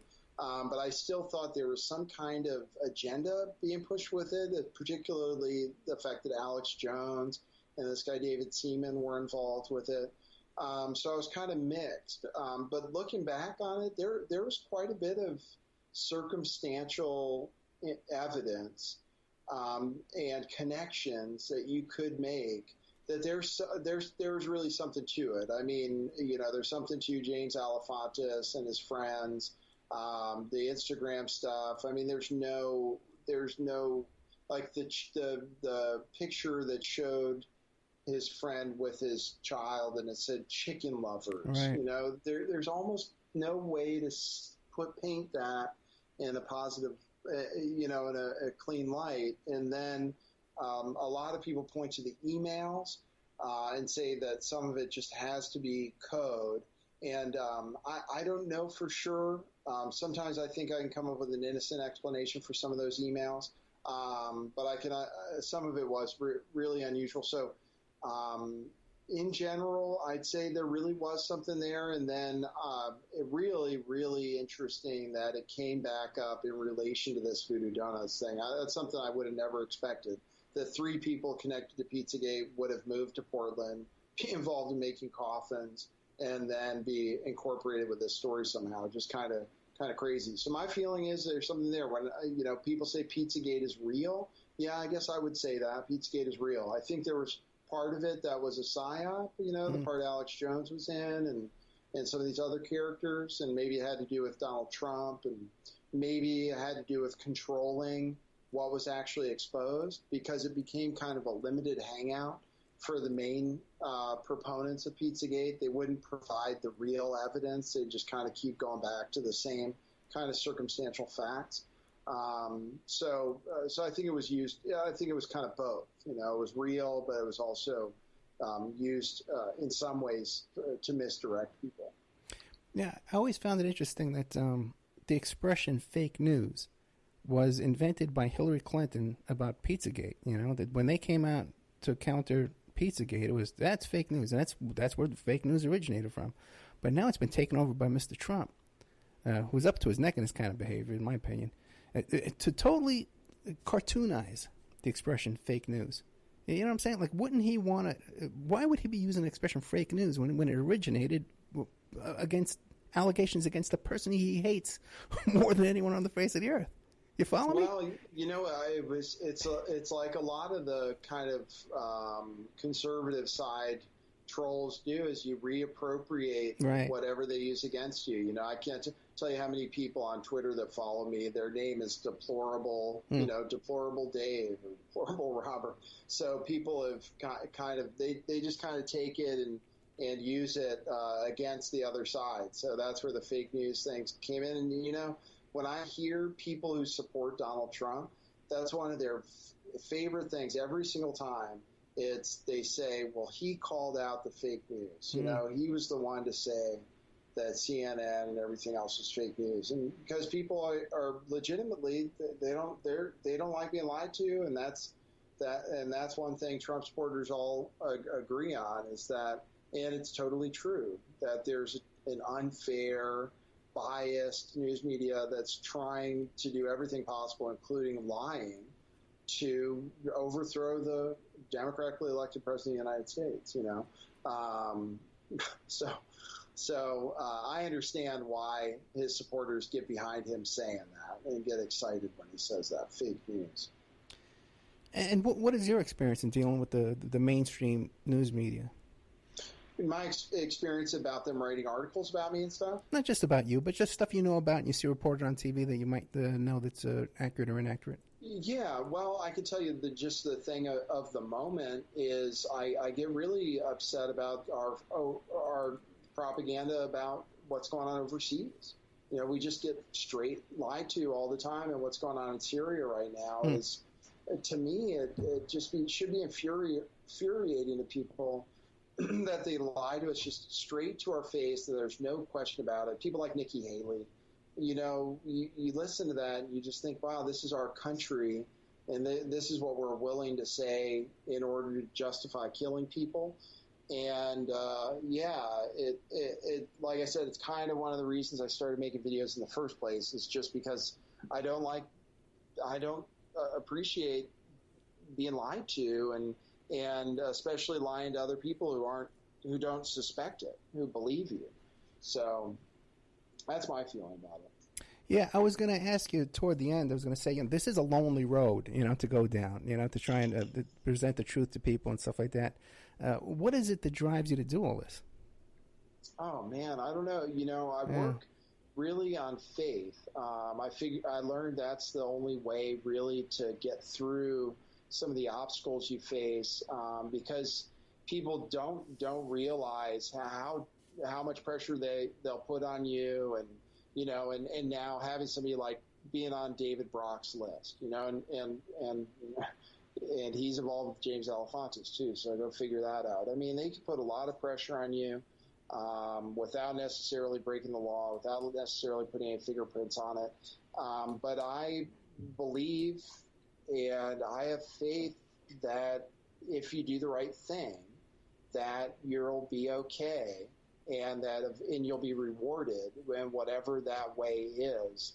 And I always had faith that if I just presented things the way I saw them, and was open with people, and looked at the facts and presented the fact, that people would respond to it. And how do I keep going? Yeah, just faith alone, and then the support of my wife too. It affects your family, so you have to have support from the people you're close to be able to keep doing it. So those are the main things. I just try to do whatever seems like the right thing to do at any given time, and then if I make a mistake, then I know I can just address it and kind of take one obstacle at a time. Yeah, but there definitely are consequences, both small, routine consequences daily, and then the big stuff that comes along. Yeah. Now, I was going to ask you about Hempstead, but is there any other topic? We got about 15 minutes left. Any other thing burning on your soul you want to cover? Topic you want to bring up? We covered a lot of things that are really interesting right now. No, I don't think so. I mean, we could talk about QAnon if you want, but we could talk about that a little bit if you want, but nothing else that's pressing. Okay, well then what do you make of QAnon? Well, I mean, from the beginning, I followed it at the beginning. This is the thing and I think probably we're of similar minds. It's not exactly easy to get in the head of somebody who has bought into it, because we see it a completely different way. Yeah. And to me, basically the guy came out, made a splash or whatever it was, kind of got on the map with basically the first post, if not the first, saying that Hillary Clinton was going to be arrested like the next day. Right. And then another post maybe a week later saying that John Podesta or the Podestas and Huma Abedin were going to be arrested. And I even covered it. I said, hey, look at this, everybody. This person on at the time, I think it was maybe Reddit or 4chan, had posted this thing saying this was going to happen. Let's see. People are giving it credibility. And then nothing happened. And then I followed it a little bit more. And then there was a lot of people point to him somehow, or whatever Q is, predicting what happened in Saudi Arabia. And he had been talking about the situation in Saudi Arabia. So there's a little something you can maybe put on it. But in the end, I had trouble with the narrative. The narrative was suggesting that there was some kind of secret government plot to retake the government from this swamp, that somehow there were military intelligence involved in having Donald Trump elected in order to clean up the swamp, and that there was a secret plan that we couldn't see that Donald Trump was carrying out. And we just had to trust the plan and go with what people were saying was his 4D chess. And maybe just not naturally being beyond the left-right thing and not putting any faith in anyone. No one's going to be selected president that we really have any say in. It's all engineered. And I don't trust Donald Trump to do anything in our interest, in anything but his own interest. So I was naturally maybe disinclined to believe it, but I saw some narratives coming out of it. Like they were saying, we're going to declare martial law so that everybody can be rounded up and so that people don't freak out, and suggesting that wouldn't be a bad thing if they declared martial law, and that the military was the only people that could help us out. And then things like trust Mueller, like Mueller is somehow not doing what it seems like he's doing. He's actually going after the real bad guys like Hillary Clinton. So I just didn't buy it. I thought it was, and then there were things that were really troubling about it. I mean, trust the plan, first of all. It's very troubling because it puts people it lulls people into a sense of security or a sense of thinking that their problems are going to be taken care of by some outside force, and leads them to not do anything themselves, but just wait and trust the plan. I found that concerning. And then just totally bizarre things like a Q pushing for regime change in Iran. Out of nowhere, Q is saying, we should have regime change in Iran. I thought to myself, why is there it's a total Israeli. Then I thought there must be some Israeli influence on what's going out. Donald Trump must have known about it. Obviously, it reached millions of people. Seemed on the internet, at least, that anyone who supports Donald Trump seems to also support Q, at least in the internet, Twitter world, and YouTube world. So it was this major, major psychological operation on whatever level you want to call it. And to me, it was because of the power it had to influence things, to make things trend, to set the topic of conversation, just to be able to make a post and then have that, whatever you talk about in that post, be the thing everybody's talking about on YouTube and Twitter. I mean, that was a very powerful thing. And I did feel like it was being manipulated in some ways. And to say that the government didn't know about it and that was just these lone actors, I don't think that's realistic. I think there was some propaganda thrown in there, and there was a lot of stuff I think there was a lot of stuff in there to generate support for Donald Trump, when if people had just taken what they were seeing happen at face value, they wouldn't necessarily have the faith that they had from Q telling them to trust the plan, telling them that he's about to lock everybody up in Guantanamo and so forth. I think it's just dangerous. It's dangerous to promise people something's going to happen that isn't going to happen, or that you don't have evidence is going to happen. Of course, people want to see Hillary locked up. They want to see the swamp drained. But if you just keep promising people that, it's actually psychologically damaging. And they do psychological operations just to do that, to raise your hope and then to bring it down. And so those are the reasons that since early on, I was making videos about the problems with QAnon. So anyway, and now it's been debunked, supposedly, finally, in a rather clean and neat way by Jack Posobiec, who's former Navy intelligence, working for this channel called OAN, One America Network. He theoretically completely debunked it, but it just tied it to these individual actors and made it seem like just kind of your run-of-the-mill web LARP. I just have a feeling there was a little more behind it. A little Israeli influence. Just seems like the kind of thing they're into doing, manipulating online discourse. It's the kind of thing Greenwald wrote about from Snowden's documents about how they infiltrate these communities, change the narrative, discredit people when necessary. I mean, you could see all those kind of things going on with Q. So my final thoughts are that we never are going to know the whole story behind QAnon. Yeah, but if the stated goal was a military coup, I mean, I don't think it's going to. I don't think any of the predictions are going to come true. I don't think Donald Trump has any interest in locking up Hillary Clinton. Yeah. I don't know why people don't remember. That was one of the first things he said after he got elected. He said, "Oh no, they're nice people. Why would I go after them?" And now they think he's going to lock them. I don't know. All you can say is people are locked in that left-right, picking sides kind of mindset, and then they get drawn to this kind of thing. Hopefully the next red pill people take is to realize that it's all a show. There isn't anybody that's going to get elected president that's going to be there to solve your problems, to help us out. It's not in the way the world works right now. Hey, you mentioned earlier about Jared Kushner being involved in this cult. Did you ever look into the business about Jared Kushner's father using that prostitute to blackmail his brother-in-law? I sure did. Okay. I sure did. Yeah, I mean, what a cold-blooded dude. Yeah. He literally set up his brother-in-law with a prostitute and then apparently mailed him the tape to arrive on the day they were having a party at their house. I mean... Do you know anything about the prostitute? Was the prostitute a Russian teen? Oh, the articles I pulled up about it, I don't know, but I wouldn't be surprised. I mean, it seems like these Ukrainians are the choice for the compromised girls. That's what the Israelis talk about using and so forth. And no, I didn't hear. I don't think I heard that. Just it said they were paid like $10,000.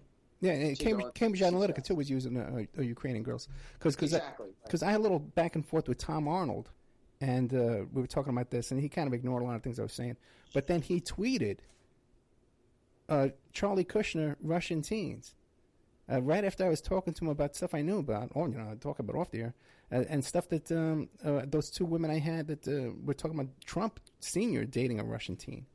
And then he put Charlie Kushner, Russian teens. And I had never, interesting, right? So, maybe there's something there. Tom Arnold, though, he doesn't always have accurate information, to be fair. He said Donald Trump was going down a few times with information that he was privy to. I think he said that even on Fox News. And that was fake news. So He does seem to be in the loop on a lot of things. As a matter of fact, he told me that the women who were the producers of that BBC Panorama story about is Trump a sex pest? That woman was actually staying at his house when I was talking to him. So he's in the loop on a lot of stuff. But the thing is, there's a whole level of stuff that people don't want to talk about, and there's a whole level of stuff that even Mueller's not investigating. Mueller's not investigating anything about the Katie Doe case or any of these allegations against Trump with these teenagers and stuff like that. Mueller's not even talking about it. And then any idea why that is? 1 second. Well, that's a good question. It's interesting to see the topics that Mueller ignores. Right. Because there is absolutely evidence, and it's been reported, that Israel and Israeli operatives, including this company called Psy Group, were involved in manipulating online discourse and were basically Israeli bots. The same way we accuse these Russian farms of doing, there's evidence that Cambridge Analytica was actively working with foreign assets to manipulate our election in favor of Donald Trump. And for some reason, the media won't touch that, and Mueller doesn't seem to be interested. So, like, there are plenty of reasons that you could take down Donald Trump, and for some reason, they're focusing on a hoax, you know? Right. As a matter of fact, I'll send you this little video someone just sent me. The guy's dead now, but he's a former New York gangster. This guy's talking in his YouTube video about how Felix Sater was best friends with Jeffrey Epstein, and how and Mueller and Comey, Mueller, and Loretta Lynch. Loretta Lynch wrote a letter for this guy's for Felix Sater to stay out of prison. You know, she wrote the letter in his sentencing day. Loretta Lynch. And Sater's involved with CIA, he's involved with FBI, informed all kinds of stuff. And now we're finding out that he was best friends with Jeffrey Epstein all this time. And we know that Epstein made some kind of deal where he was giving information to Comey. So, yeah, it's amazing. They just avoid that stuff. Yeah. You know, I mean, pedophilia is the ultimate. It's the ultimate thing. It seems like that's the one thing everybody wants. There are just too many interests that want to cover it up, and then you'll never see him bring it up. Yeah, right. Donald Trump, even though they could get him on it. Yeah, Henry Vincent, the Confessions of a D.C. Madam. He's the guy that provided those gay call boys to the White House. He says, you know, at my parties, man, Ted Koppel would show up at my parties, and he would mention all the big news people and stuff like that. It's in his book. And this guy went to prison twice for talking about this stuff. He might be in prison right now again. You know, so it's there. Nathan, we're out of time, man. What do you want to leave us with real quick? Nothing really. Just I'm watching the situation in Syria. You know, I hope that we don't go into some kind of. I hope that Donald Trump doesn't make the mistake of leading us to some kind of world war. You know, and so people should watch out for what the U.S. government is doing, what the U.S. government is saying about it, and call out the lies. Make sure people know that if they say there's a false flag attack, that there's a gas attack, that people are asking questions about it right away and telling their neighbor, because, you know, we ultimately, everybody, whether they're QAnon supporters, Trump supporters, pretty much everybody around doesn't want war, it seems like. And it would be great if people could just kind of, you know, focus on that thing, especially at times like this. So. Nathan, not Jason, Nathan Stolpman, thank you so much, my friend. Okay, and I appreciate you giving me the extra time as well. Thanks, Ed. It was great being on. Good night, brother. All right, too. Okay, they got Nathan Stolpman from Lift the Veil. Nathan Stolpman. I hate when I do that. I am getting older when I do make that kind of. Once it gets in my head, I mistake somebody's name. I do it over and over. I could have it written down right in front of me. I'm just getting old. You know, there's nothing I can do about it. Nathan Stolpman, Lift the Veil, is doing some great work. We don't agree on everything, that's for sure. But, you know, and people kind of laugh. And I says, oh, Ed, do you hear when he says this or he says that? But the guy, he's doing his best, and he's definitely, I believe he's sincere. And he has a great way of presenting it, too. So he's got a huge number of followers as well. So a lot of his followers, too, are just off the wall. You know? But there you go. Nathan Stolpman, Lift the Veil. If you like today's show and a lot of the topics we discussed, check out OppermanReport.com. We have a special members section there, and I got exclusive stuff in there that you're not going to find anywhere else in the world. McMartin Preschool, I have the geologist who used his ground-penetrating radar, and he went there with his own eyes. He witnessed a hand-dug room underneath the detached garage at the McMartin Preschool site. Has nothing to do with Ted Gunderson's geologists and tunnel reports. It's a totally different story. No one's ever interviewed this guy in 40 years. I've interviewed the people who lived in Steve Bannon's porn and meth house, and they described that. And there's no doubt that there was porn and meth going on in that house. There's police reports. His ex-wife got arrested for trying to smuggle a phone and marijuana into her boyfriend. So the boyfriend and the ex-wife and Bannon were all there at the same time. Domestic violence reports out of that location, but they reported to me they found padlocks on the inside of these doors and windows inside that house to keep somebody in. And they talked very seriously at the end of the interview about how they hoped that human trafficking investigations would come out of it. like I discussed, what's his name? Tim Tate, who did the producer and director behind Conspiracy of Silence about the Franklin cover-up, and Henry Vincent, Confessions of a D.C. Madam, the guy who was there with Craig Spence and all that kind of stuff, with all those, providing those prostitutes, went to prison for it, and they came out and were brave enough to come out and talk about it. All this content in the member section. Maurice Simonet, Blacks for Trump guy, was involved with the Yahweh Ben Yahweh cult. Tried to cut a man's head off with a dull machete. 13 murders under that cult's belt. And then you see Blacks for Trump, Maurice Simonet behind Donald Trump, President of the United States, holding up the sign, Blacks for Trump. Trump turns around, gives him the thumbs up. Guy was on trial for murder, trying to cut a guy's head off with a dull machete. Talk to him. All exclusive in my member section. I have in there exclusively documents. I have the video of the search warrant execution at Jeffrey Epstein's house. I got the 24-page letter where Jeffrey Epstein talks about how he was in charge of founding the Clinton Foundation. OppermanReport.com. Contact me directly at OppermanReport@gmail.com. I'll give you a discount, 13 months for $65. Thank you so much, Jason Stolpman. Good night.